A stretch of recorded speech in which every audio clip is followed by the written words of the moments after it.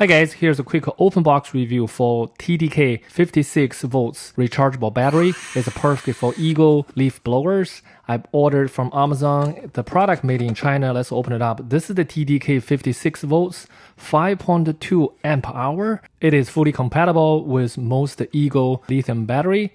You can see on the back side, here's a capacity indicator is up to 5 different levels. So each level is 20%. Let's compare side by side with the original EGO OEM battery. You can see the size about double. The weight, the original EGO battery is about 46 ounce.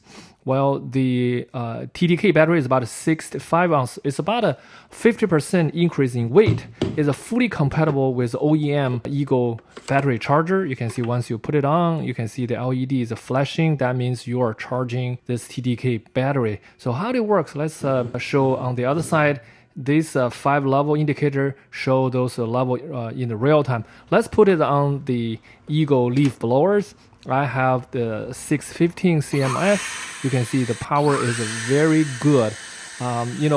Almost the same compatible, double the volume of the capacity, 5.2 amp hour. I really like it. That's the winner. I'll give 5 star for DTK rechargeable battery.